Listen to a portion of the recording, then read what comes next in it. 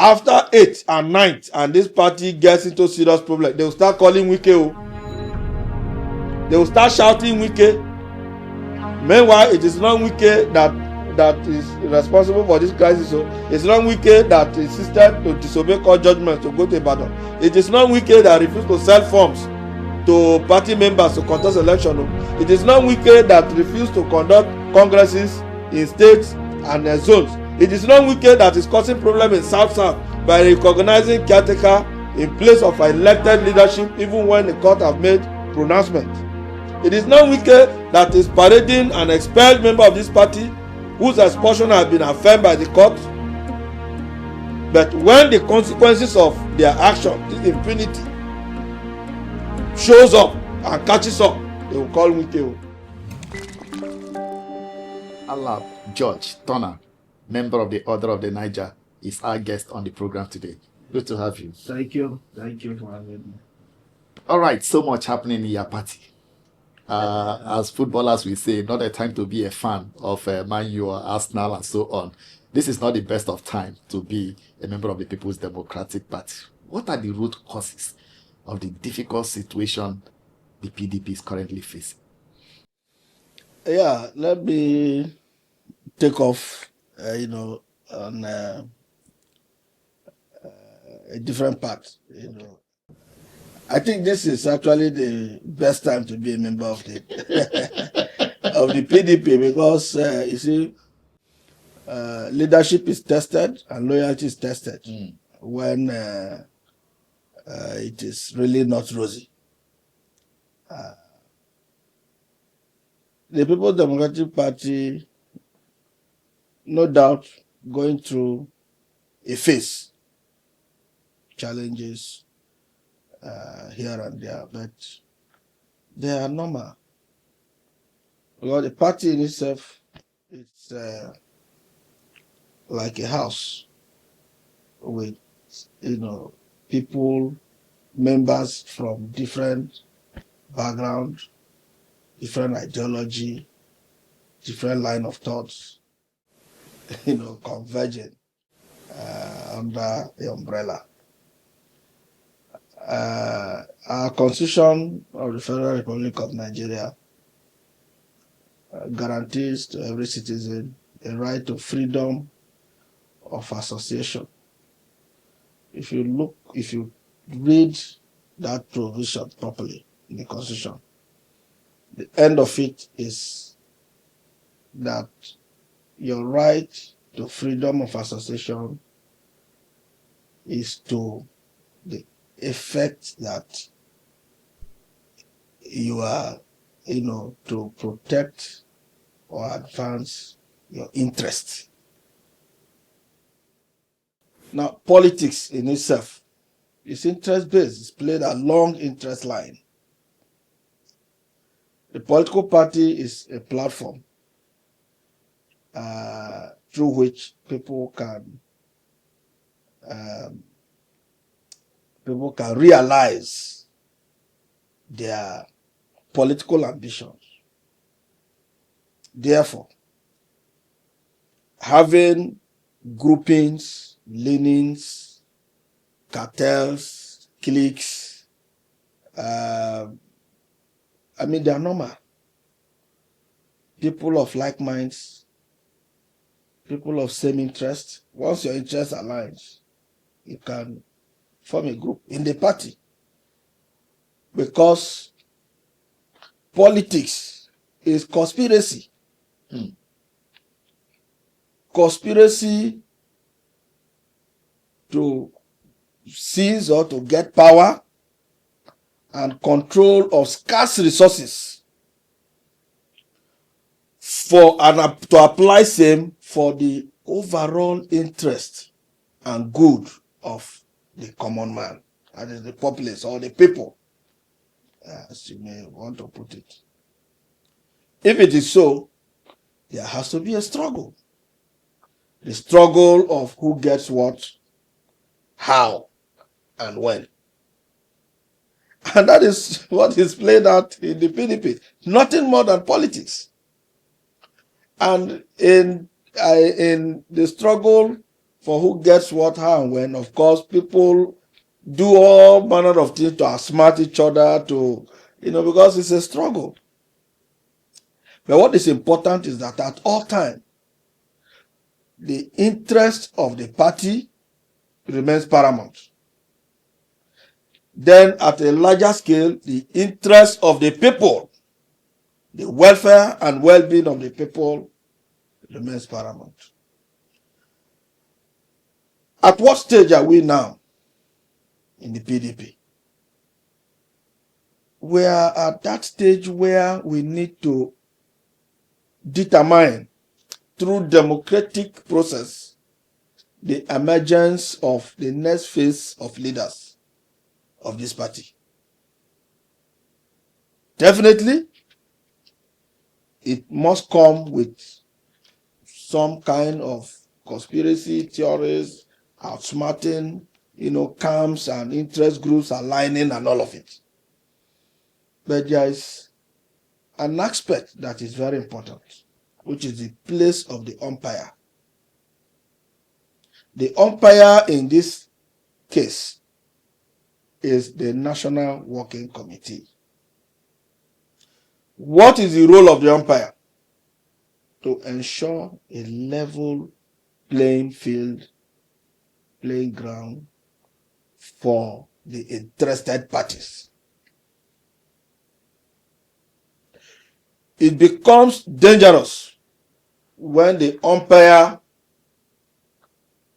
itself now becomes an interested party. That's why you have crisis. Now, in our party, the constitution allows interest groups coming under forums and all of that. We have the Governors Forum, we have the National Assembly Caucus, we have the Forum of State Chairmen, different groups. But there's a group that is very powerful and domineering, which is the Governors Forum. And I can tell you for free that the level of crisis that has now greeted the transition period, as we have seen it now, is caused by the Governors Forum. And I'll give you a historical background why the governors, have now become so powerful, and then why it is a problem now. From the formation or foundation of the party, apart from the pioneer leadership that were transitional in nature, the presidency, since the emergence of President Obasanjo, have always had the responsibility, the task of negotiating the emergence of at least a national chairman. Of course, you saw what happened with Ogbe when Obasanjo became comfortable with Ogbe. You saw the emergence of Dr. Madale and all of that. But something happened in 2007 when President Yaradua and Vice President Jonathan came on board. Soon after their victory and, of course, assumption of office as president and vice president, we had a convention, elective convention, to elect new set of national officers for the party. And for the first time, governors on the platform of this party came together and revolted against the status quo, revolted against President Yaradua, and insisted that the Governors Forum was going to produce the national chairman of the party. That was if you ask me, a very bold but dangerous move made by the party's governors at the time. Somehow, I think President Yaradua yielded to those pressure. And what happened at the National Convention here, the Ego Square, was the governors in their numbers took Chief Vincent Obulafon and marched round Ego Square. That was a bold statement, declaring him as their candidate for the position of national chairman. And somehow, I don't know how President Yaradua managed all of that. But the bottom line is that Chief Vincent Obulafon emerged national chairman. So the governors became emboldened. To them, they had taken over the party. They were now in charge. We started seeing for the first time in our history, the national chairman of our party will go to governors forum meeting to brief governors on the state of affairs of the party. That was our lowest moment, because I don't understand how that can be reconciled with the concept of the supremacy of the party. Before Chief Vincent Obulafon, no chairman traveled that route to go to the governors forum meeting as what? As their employee or their as what? The governors always, come to the party. I'll share a story with you. As a student and much younger, but we joined this party quite early at the formative stage. So we were the children, the party at the time. I was deeply involved in the PDP student vanguard. So there was one of those occasions I was in Dr. Madale's residence in his house. There was this governor of our party then from the southeast. I won't give his name. I think the national chairman, Madale, gave him appointment for 11 o'clock. And the governor came in to Madale's house somewhere around after 12 to 1 or so. My brother, I saw the raw powers of a national chairman of a party. Right in the parlor there.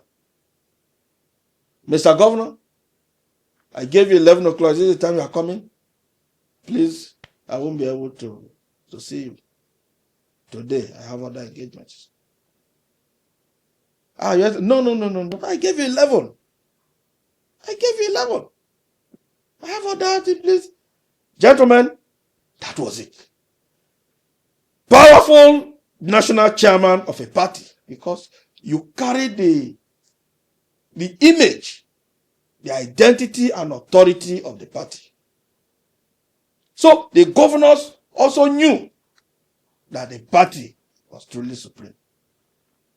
But all of that fell off when Chief Vincent Obulafon was installed by these governors and then started reporting to the governors. The rest is history. Nigerians, I'm sure, will still remember the events around when our late President Yaradua took ill, the role of the party, how the leadership of the party became a tool in the hands of governors of the party and was unable to provide effective leadership. Recall that when President Jonathan ascended the office of president, one of the early casualties was the national chairman of the party, Chief Vincent Obulafon. That tells you how unable, he was, and the party, to provide leadership at those critical moments. Why? Because of the influence of the governor that he has subjected himself to. So, this concept of governors are the leaders of the party, their various states. And then the fact that they were able to secure Yaradwa's whatever to produce chairman, emboldened them. That was why President Jonathan had serious running battles with the governors of our party throughout his tenure, particularly with respect to determining or deciding the leadership of the party. When the convention under Jonathan that brought in our father Alhaji Bamanga Toko was a tug of war. The governors were insisting their own candidate. Jonathan stood firm in his choice of Bamanga Toko. Bamanga Toko also did not rely solely on the president's endorsement.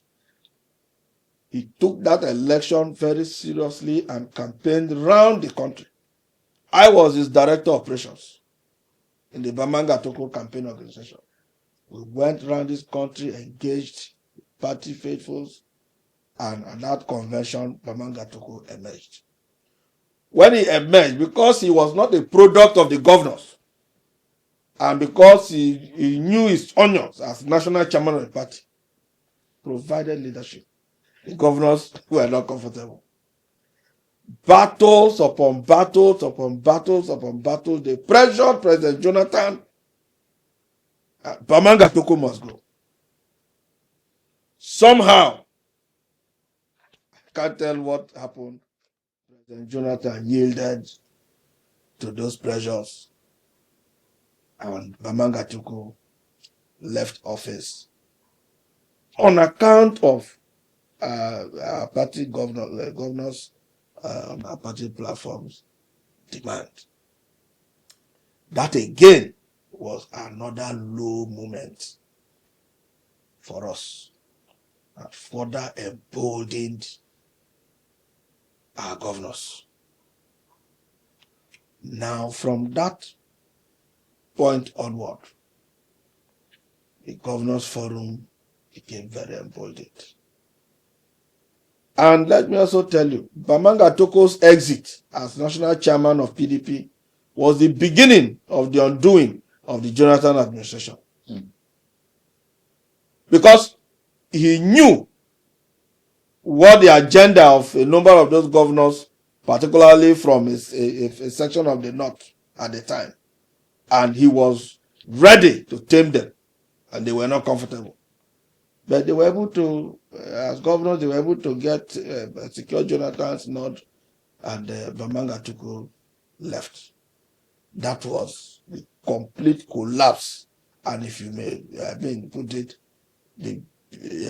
put together from the emergence of Ogbulafo and the fact that the governors could ask for Bamanga Toko's head, and they got it, became a turning point where our governors just turned themselves to problems of this party. Fast forward to when we lost the elections. Of course, after we lost election, you know that we lost election to internal conspiracy. Internal conspiracy in the PDP. In 2013, at our convention, former Vice President Atiku Abubakar led 5 governors of our party out of Igbo Square. And then they formed what was known as NPDP, the new PDP, which eventually merged with other parties to form the now APC. After all of those crises and we lost the election, very senior members of our party started leaving to the APC. Of course, you know a lot of politicians in Nigeria don't play politics of conviction. They play politics of convenience. So they started leaving in droves. Every day we had defections. Every day we had defections. Meanwhile, people like us, that's why when we talk this party, people should give us our pride of place. I put it on record. I am the only member of this party who was in a federal employment or appointment or engagement as at the time we lost the election, and who resigned from a well-paying job. I resigned to come and help, join hands with other leaders to rebuild our party. I challenge anybody in this country who can come out to say, I was in appointment in the federal government as at when we lost power to APC, and that I resigned like I did. I was under pressure. There was no kind of negotiation that didn't come my way. I was flown down here to Abuja on several locations, to negotiate, because we had the Bayelsa State governorship election coming at the time when Governor Siraki Dixon was to go for second term. And you know that the APC had Silva, up for that election. So I was under pressure to defect to the APC, to back the APC candidate in Bayelsa. But I said, no, I can't do that. I couldn't have done that. A godson of President Jonathan, faithful of PDP, no. I put in my resignation letter and left. And that decision was responsible for the persecution I suffered in the hands of the Economic and Financial Crime Commission in all of the 8 years of President Muhammadu Buhari. I was in court on trial on 2 separate charges, one 23-count charge and another 4-count charge. So we have done so much for this party. Now, at the time we lost that election and people started leaving, it took the courage of Governor Nyesom Wike, who was governor of Rivers State at the time, to galvanize, his colleague governors, and then put up a clear action plan to save this party from collapse. Of course, it is no secret. Nigerians should know all that played out and all that happened. From the Alimodu Sheriff, and all of that, the battles which went up to Supreme Court, battle for the soul of this party, led by Governor Nyesom Wike at the time, Iroele, Fayose, and the rest of them. They became the voice of opposition, Nyesom Wike and Governor Fayose. And they held on to this party, engaged the government of the day at the time, and ensured that there was a PDP still standing.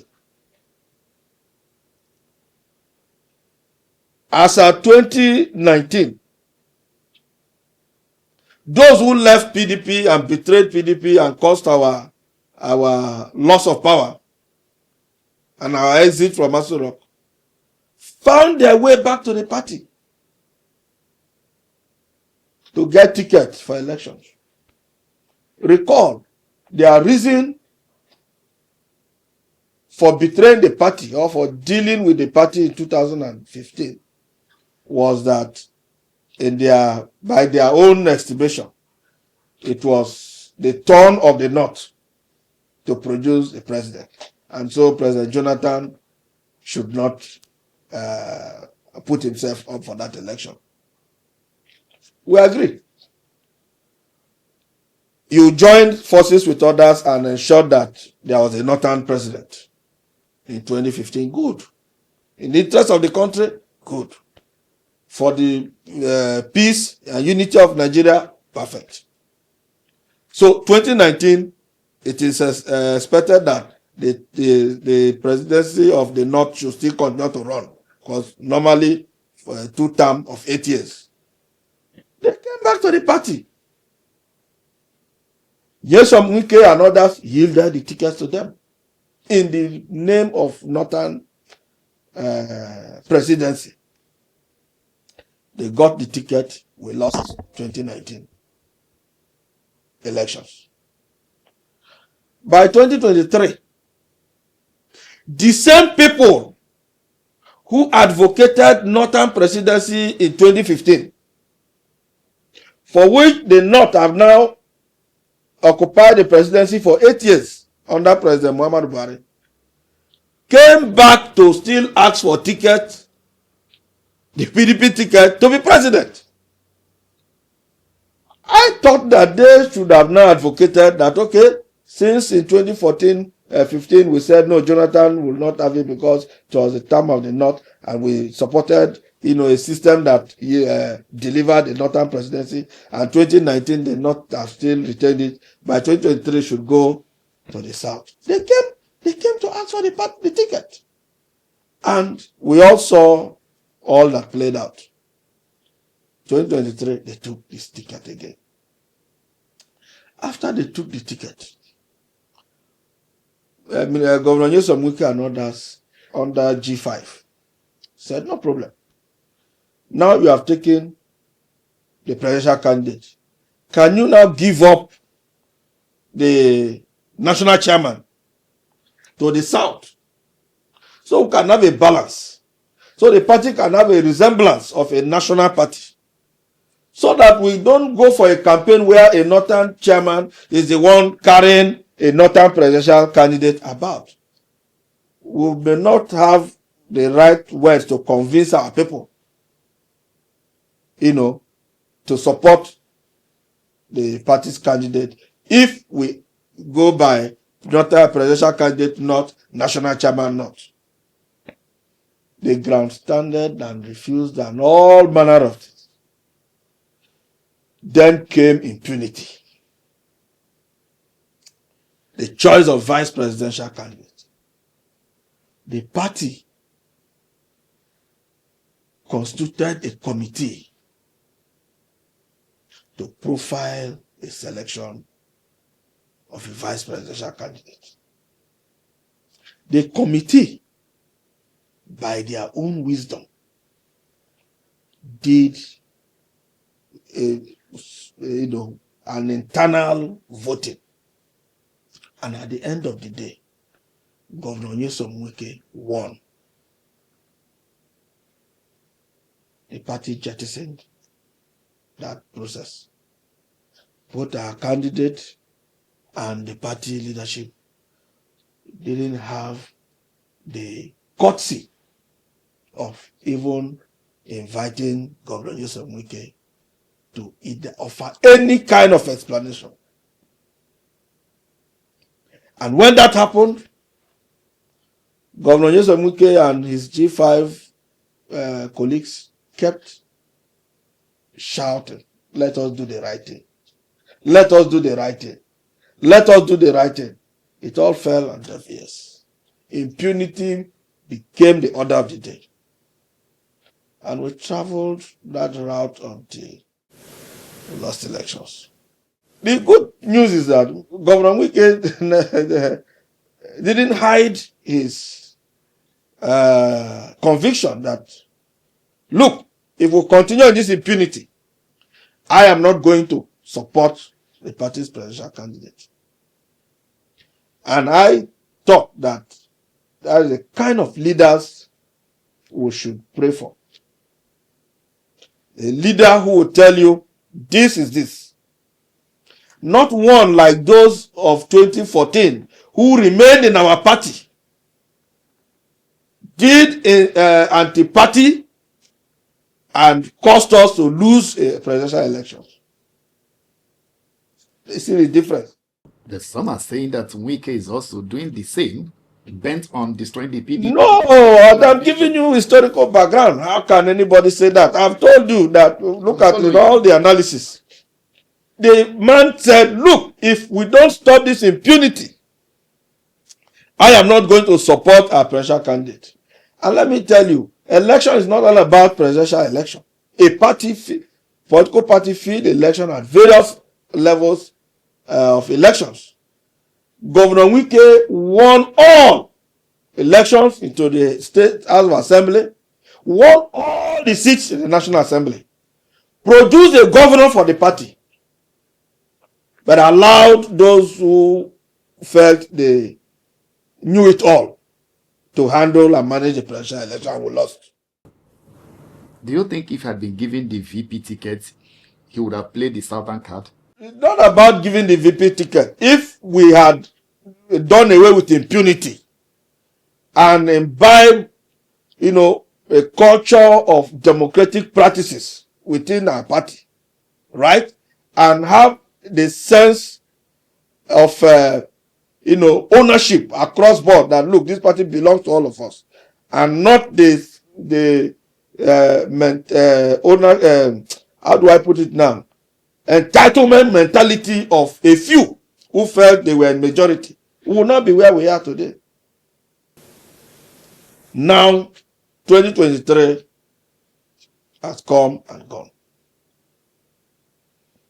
President Tinubu is president of Nigeria. Politics is interest. He made his offers to Governor Nyesom Wike to serve in his cabinet. Mind you, it is we, PDP, that first developed this concept of government of national unity.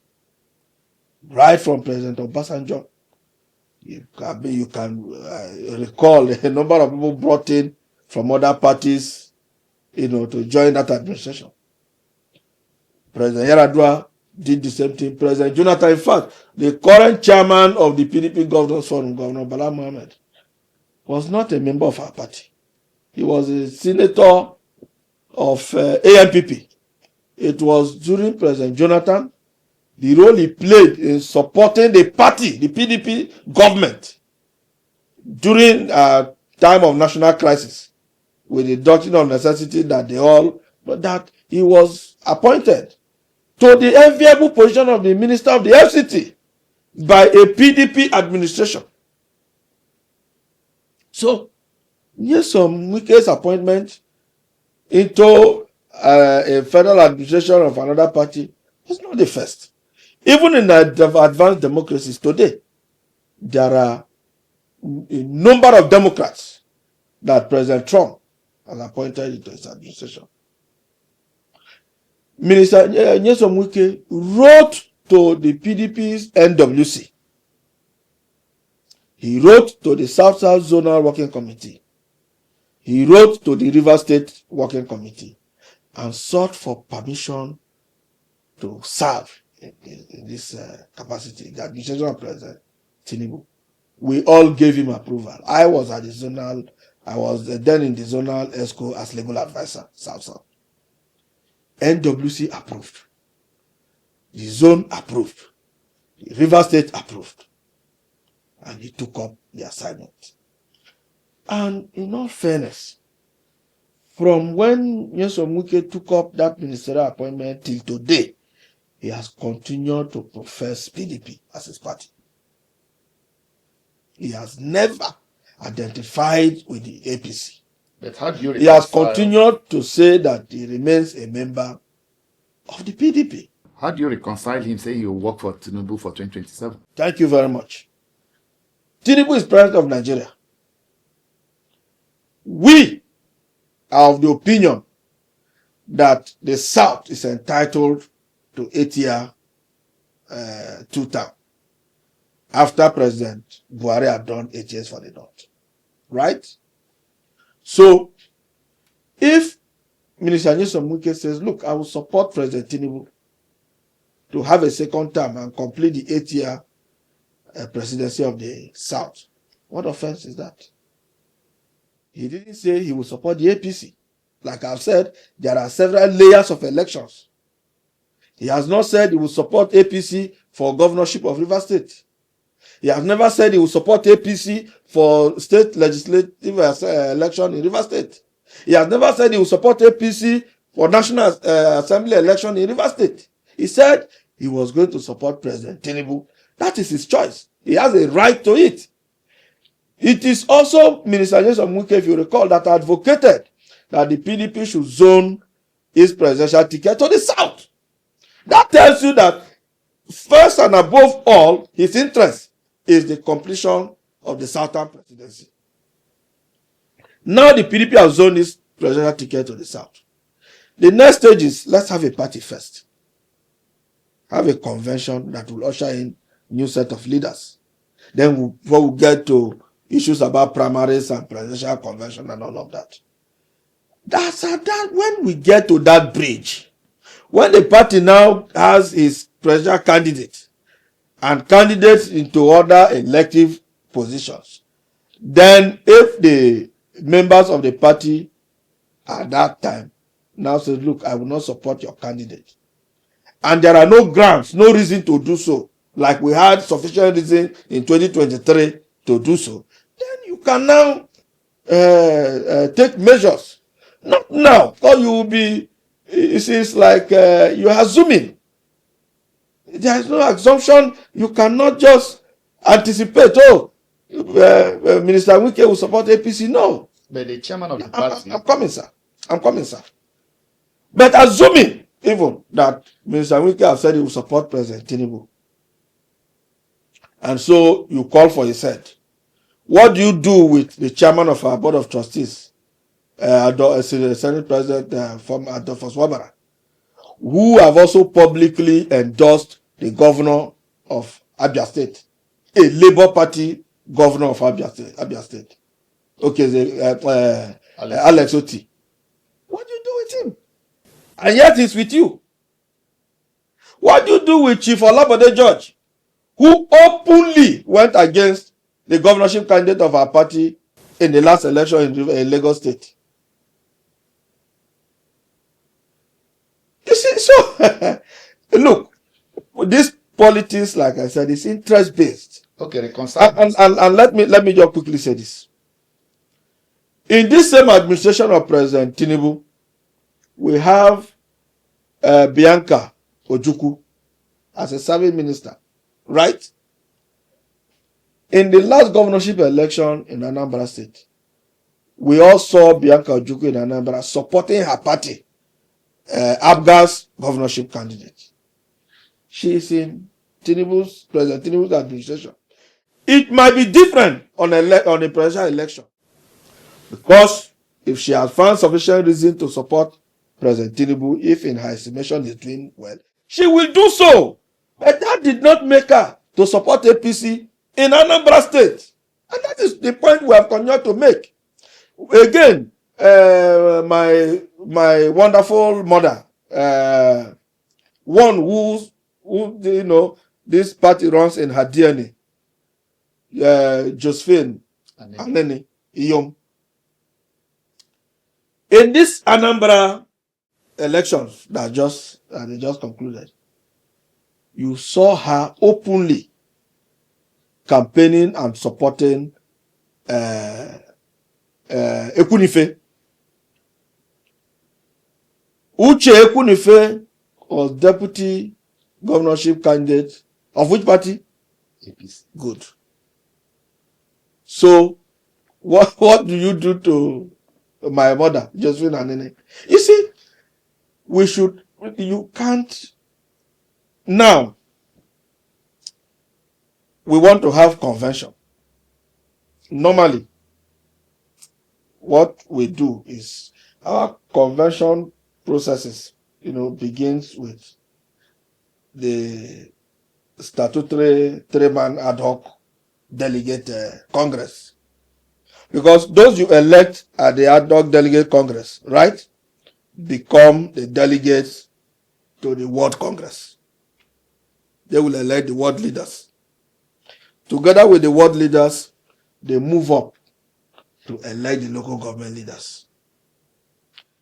Together with the local government leaders, the ward leaders, and the stray ad hoc delegate, they go to the state congress to elect members of the state working committee.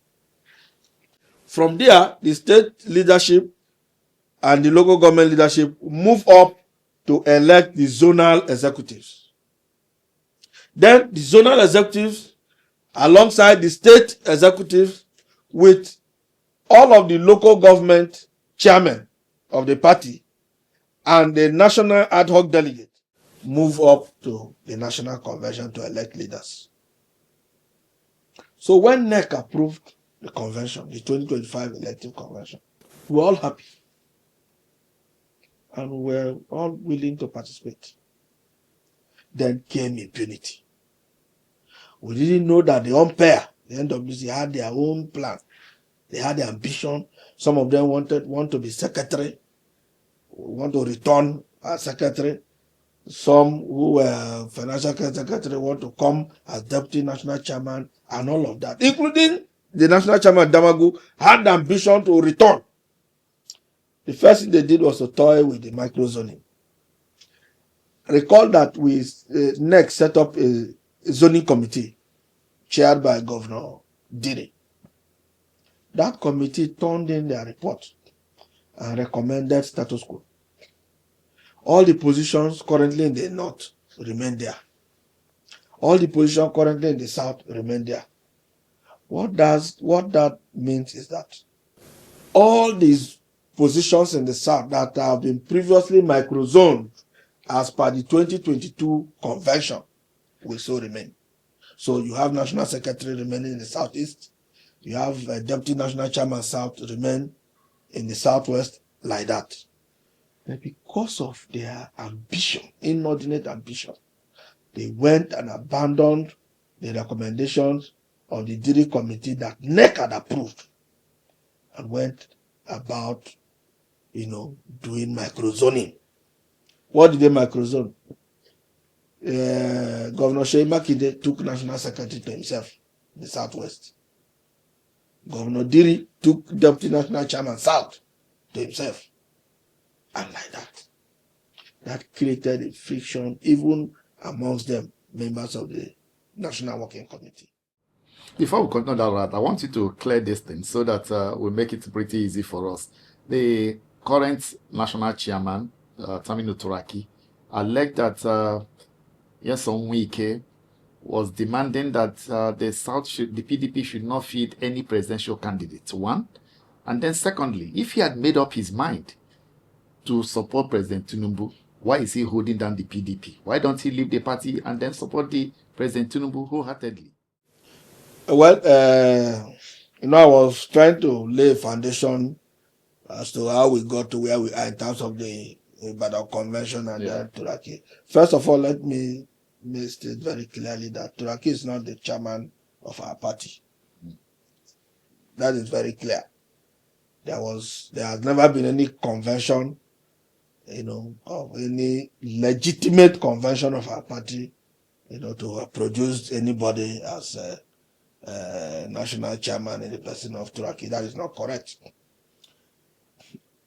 Till this moment, I have not seen any clip where Minister Nyesom Wike is given as a condition that the party should not produce a presidential candidate. I am not aware. The much I know, the party's BOT set up a committee in the heat of all of this crisis. That committee met with Minister Nyesom Wike and had conversation. In all of the conversations they had with Minister Nyesom Wike, they documented in their report. There is no highlight of any statement from Wike demanding or suggesting that the party should not produce a presidential candidate. In any case, how can a man who led the advocacy for the zoning of presidential ticket to the south now turn around to say the party should not produce presidential candidate? Those are all blackmail. You want to kill a dog, you give it a bad name.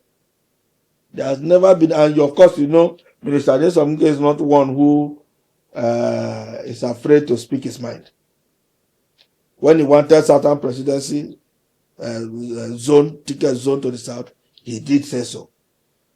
He has never, there is no forum where Mr. Adesomuke has said the party should not produce a presidential candidate. That is not correct. Now, as a build-up to the National Convention,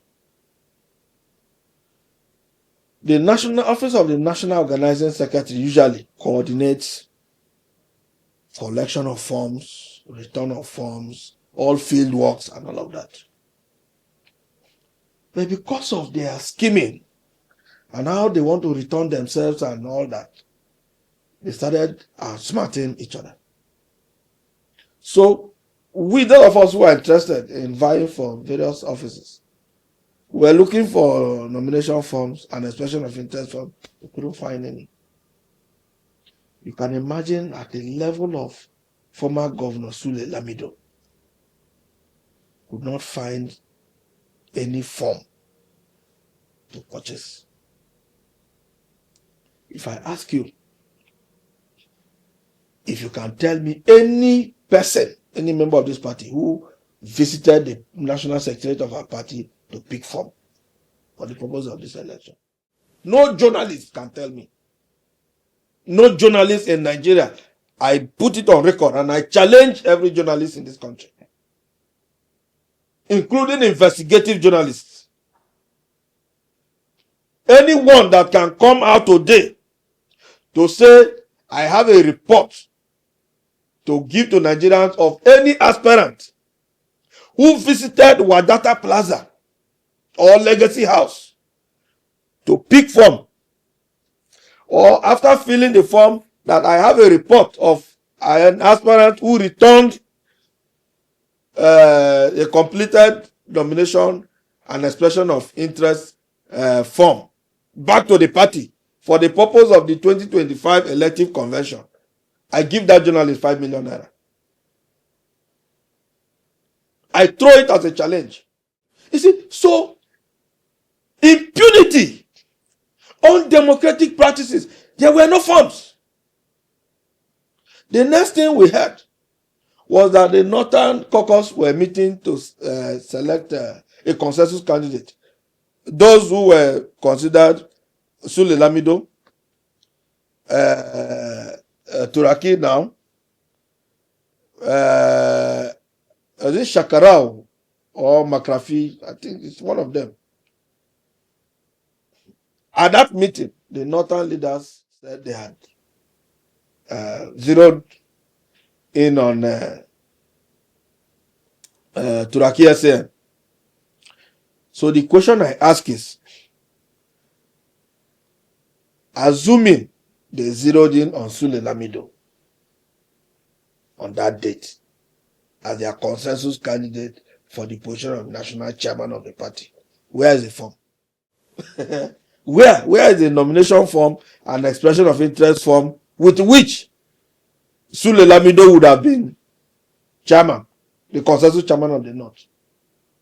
So that tells you that the managers of the process, who were supposed to be umpires, completely lost it. They carried on with impunity and undemocratic practices.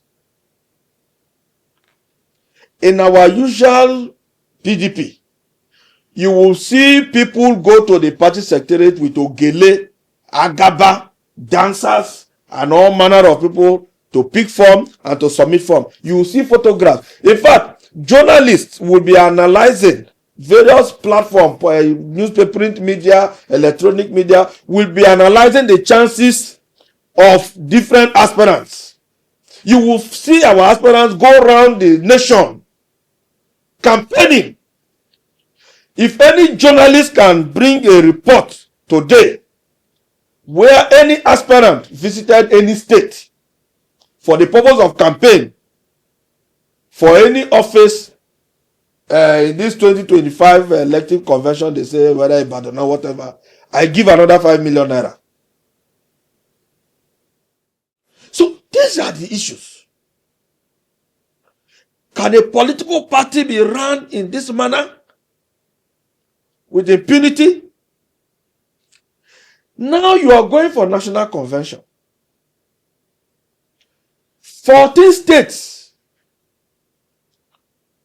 and the Southeast have no executive. In the Southeast alone, Ebonyi have no leadership, no executive. Anambra have no executive. The Southeast Zonal LESCO have no executive. And you are going for a convention. The first thing is that a group of people are going to be completely disenfranchised. The entire Southeast. If they don't have a Zonal LESCO, they are going to be disenfranchised. Then aspirants who are popular across those states are also going to be disenfranchised of those votes.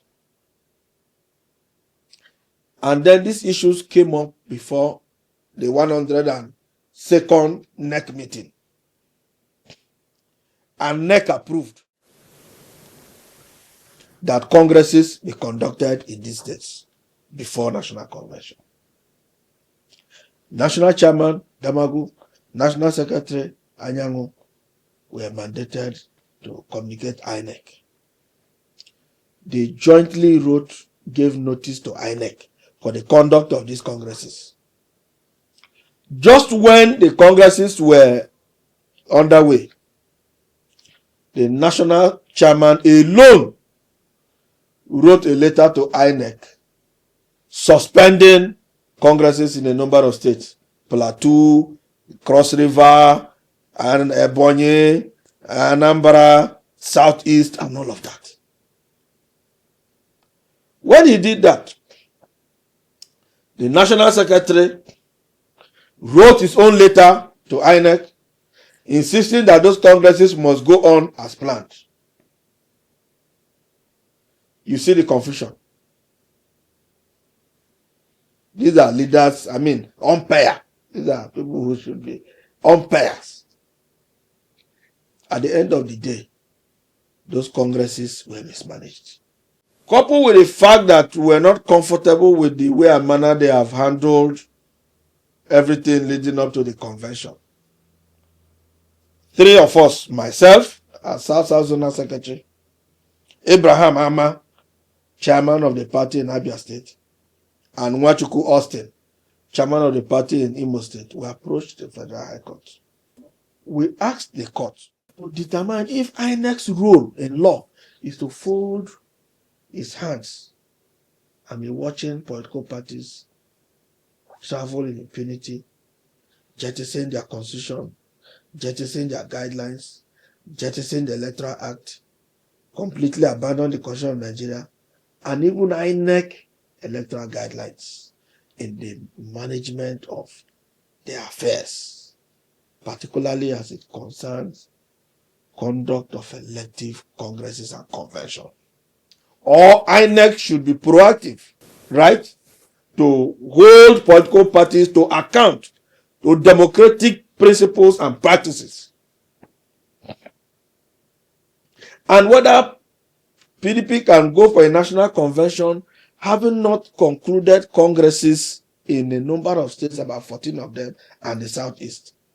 Even the South, there is confusion created by this same NWC under Damagu at the time. And we got judgment against INEC.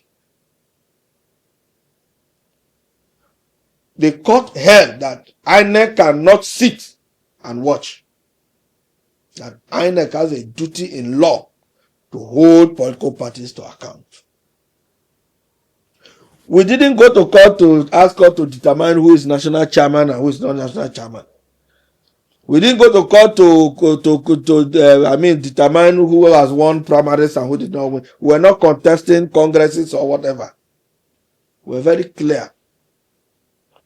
And how does the conduct of political parties affect rights of individuals, constitutional rights of individual members? And the court gave sound judgment. And INEC was ordered not to participate in any convention, not to give any clearance, not to recognize any outcome until the party had complied with its rules, its constitution, electoral guidelines, electoral act, and all of it. We also had a situation where in the processes we filed before the court, in INEC's counter affidavit, INEC admitted that the party was yet to give the 21 days statutory notice. Clearly, INEC confirmed, agreed that the party had not given them 21 days notice for any convention. But the PDP, from an counter affidavit deposed by the National Secretary, who is under suspension now, Daniel Oyinkoro, now brought an acknowledgement of a notice to INEC allegedly signed by National Chairman Damagwa Anyanwu. And that document clearly, the National Secretary's signature was forged. So the National Secretary made criminal complaints. As I speak to you today, the forensic report is out on that document and it is confirmed forged. Now the party, rather than come to the table to address all of the issues that the court identified in its judgment, went on a voyage of themselves, claiming to have suspended this, suspended that, suspended that. Recall that His Excellency Alhaji Sule Lamido also approached the Federal High Court on a case of unlawful exclusion. And he also got judgment. What did the court say? It said, no convention until Sule Lamido had been allowed to exercise his constitutional right to vote and be voted for. It's clearly written in our constitution. Every member has a right to vote and be voted for. So when you deprive members of the privilege of procuring or purchasing a nomination and expression of interest form, you are contravening your own constitution. And no court will allow you, not even under the guise of internal affairs of the party. Internal affairs of the party. The court cannot interfere. No. Once there's a breach of rights of individual members, once there's a breach of your own rules and your constitution, and there's a need to interpret your constitution and determine those breaches, the court must come in. Let's look at it Now, this way. now, they jettison all of his judgment. Impunity. Court judgments you are not obeying. There is also a court judgment with regard to the South-South zonal leadership, where the court have clearly restrained the party and INEC from relating with or dealing with Chief Emma Ogidi in any form as governing body or caretaker committee, whatever of the party in the South-South. And then they recognize Chief Danobe as the legitimate leadership of the party in the South-South. They are not obeying. There's a court judgment that have affirmed the expulsion of Ali Odefa from the party. Yet, the NWC under Damagu continued to relate with Ali Odefa as National Vice Chairman of the Southeast. Impunity. They set up committees, BOT, set up committee. The committee came up with fine recommendations. Say, suspend the Ibadan Convention, let's do reconciliation, set up caretaker committee, and they jettisoned. So that is where this is where we have found ourselves. As far as we are concerned, this party, there was no convention anywhere. What they did in Ibadan was a social gathering.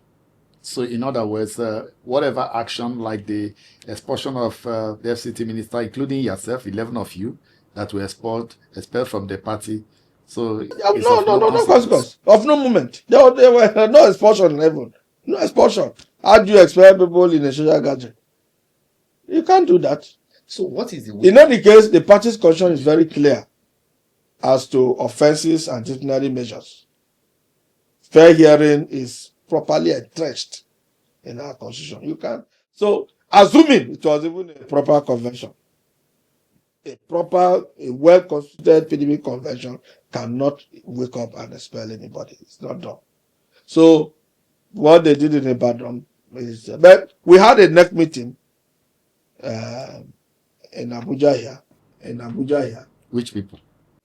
We have a national secretary of the party whose tenure will elapse on the 8th of December, Senator Samuel Anyanwu. Between the chairman and the clear secretary, that- who is bigger? No, they all have their roles, but the chairman is the chief executive officer of the party. He is the face of the party. But they all have their roles. Look, where there is a specific constitutional provision, it overrides a provision that is general in sense. For instance, the constitution says, oh, the chairman shall assign roles to this, or whoever to perform. Now, where the constitution has stipulated clearly that the secretary shall be responsible for issuing notices for statutory meetings, NWC meeting, NEC meeting, BOT, the chairman in the exercise of his powers can no longer direct anybody to do so. These are elementary principles of law. So the national secretary is the one constitutionally empowered to issue notice. And he did so. And we had a NEC meeting. Far-reaching decisions, were taken, including the expulsion of a number of people who we consider as enemies of this party. All right, let's look at, in all of this, expulsion, counter-expulsion, and all of that. How do we get out of this crisis within the party? It's simple. We're on a path of rule of law. And we expect, and I'll call on all leaders of the party to join hands with the present leadership of the party, to be able to have a clear leadership roadmap between now and the 8th, when the tenure of the present leadership will elapse. Because the danger in not having a leadership that will succeed the present set of leaders will be that the party will be left without leadership at national level. And I wonder how a party will exist without leadership, at national level. So this is a time to do what is right. Between now and the 8th, we can rally around our national secretary and the acting national chairman, to summon a NEC meeting that will make approvals for the setting up of a caretaker committee. Because as it is now, we cannot have a convention because time is not our friend. We don't have the luxury of a 21 days notice to INEC. And you recall that the jamboree that was done in Ibadan, INEC were not there. The INEC officials were not there. So you can imagine. And I hear a lot of people say the Electoral Act is not compulsory for INEC to be there. INEC must not be there. No, the Electoral Act says INEC may, right? Which makes it discretionary. But INEC now, in exercise of the powers conferred on it by the Electoral Act, have made electoral guidelines. And in that electoral guidelines, they have made it as a guideline that they must be present, physically present, in any convention or congress where a political party is either to elect. If, for the sake of argument, if we look at some of the court's decisions, post-election decisions of the court has also said that INEC's guidelines cannot supersede either the constitution or the bylaws. So where do we reconcile that? Yes, no. INEC guideline is made pursuant to INEC powers under the Act, the Electoral Act, right? So if INEC has a discretion to either attend or not to attend, and they have now chosen the path of attending, then they are complying with the law, with discretionary powers. Once there is a discretionary power, it is now your choice To exercise on. to exercise it. And If INEC, the law says INEC may. So it means that INEC's attendance is left at the discretion of INEC. And by the electoral guideline, INEC have made it, they have chosen a path to say we must be there. Right? Okay, let's look at your party. Where does it leave Osun governorship election that is just by the corner? So that is the challenge.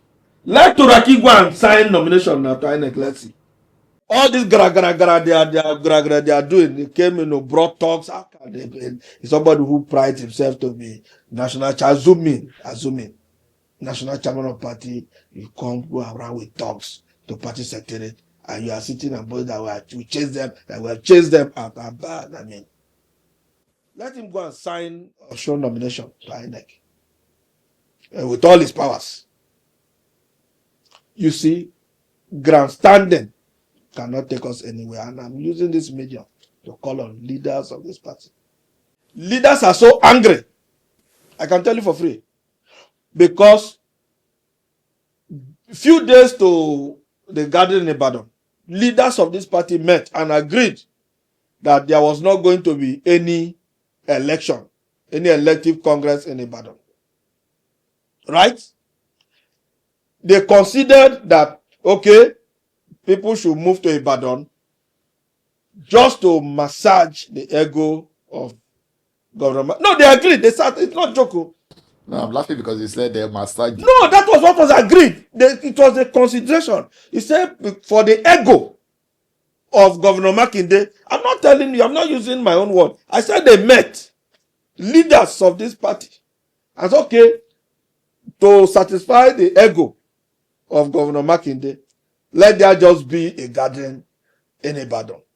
And when we get there, the convention should approve the setting up of caretaker and mandate the NWC to take steps to set up a caretaker. These were the agreement.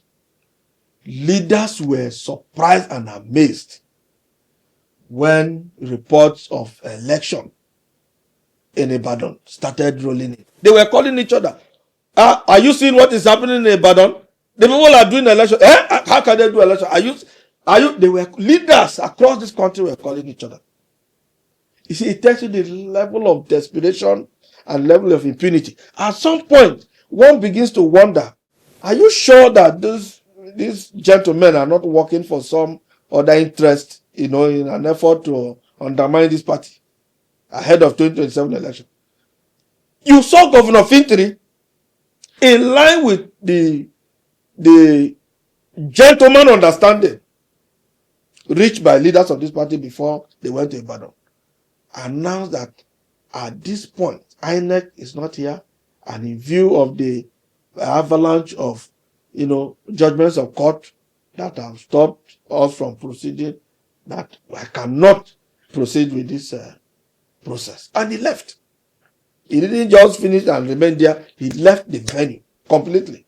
They were looking for his deputy, the governor of Osun, who was represented at that convention by the deputy governor, to step in. The man too had left the venue. No one single former national chairman of this party was at Ibadan. Not one. The leaders of our party, National Assembly Caucus, both Senator Abba Moro, and Rep. OK Chinda, none of them were there. You didn't find leaders like Seraki Dixon, former governors, Bukola Saraki. You didn't find them there. These ones, you didn't find them. Who were the leaders of this party who gathered in Ibadan? Who? But George. So I tell you for free, they can grandstand, but the situation we are now is for leaders to rally around the national secretary and the current leadership of the party to see how we can have a NEC meeting that will approve the setting up of a caretaker committee. Otherwise, after 8th and 9th, and this party gets into serious problem, they will start calling Wike. They will start shouting Wike. Meanwhile, it is not Wike that that is responsible for this crisis. So it's not Wike that insisted to disobey court judgments to go to Ibadan. It is not Wike that refused to sell forms to party members to contest election. No. It is not Wike that refused to conduct congresses in states and zones. It is not Wike that is causing problem in South by recognizing caretaker in place of elected leadership even when the court have made pronouncement. It is not Wike that is parading an expelled member of this party whose expulsion has been affirmed by the court. But when the consequences of their action, this impunity, shows up and catches up, they will call Wike.